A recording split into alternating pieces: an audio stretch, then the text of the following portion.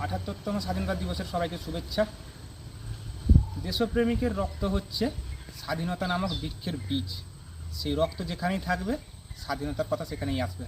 হ্যাঁ, আজকে ভারতের ৭৮তম স্বাধীনতা দিবস।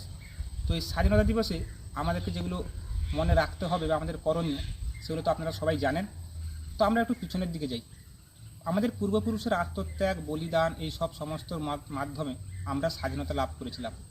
আজকে এই স্বাধীনতার সময়ে হয়তো এমন অনেক মনীষীর নাম আছে, অনেক সৈনিকের নাম ইতিহাসে অনেকেই আছেন যাদের আমরা এখনও জানি না কিংবা চিনি না, কিন্তু তাদের অকৃপণ প্রচেষ্টার মাধ্যমে আমরা স্বাধীন হয়েছিলাম। তো ভারতীয় পতাকার প্রতি সৌজন্য বোধ হিসাবে প্রত্যেকটা ভারতবাসীর উচিত সৌহার্দ্যপূর্ণ সহাবস্থান বজায় রাখা, প্রত্যেকের বিপদে আপদে কাঁধ দেওয়া, সঙ্গ দেওয়া, যাতে আমরা উন্নতির দিকে এগোতে পারি। আমরা দেখতে পাচ্ছি ভারত ধীরে ধীরে আত্মনির্ভরশীল হচ্ছে। বর্তমান সময়ে ভারত অনেকটাই এগিয়ে গেছে সব দেশের সঙ্গে পাল্লা দিয়ে। স্বাধীনতা দিবস উদযাপন করছি, তখন আমাদের কিছু চ্যালেঞ্জের কথা মনে রাখা উচিত।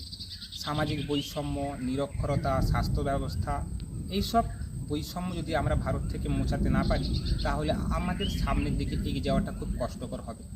৭৮ বছরেও দেশভাগের ক্ষত মানুষের মনে এখনও আছে। জানি না সেই ক্ষত কবে কীভাবে মেলাবে। সবই সময় বলবে, সময় সব থেকে শক্তিমান। আশা করব আমরা উন্নতির দিকে যাব এবং উন্নয়নের দিকে যাব।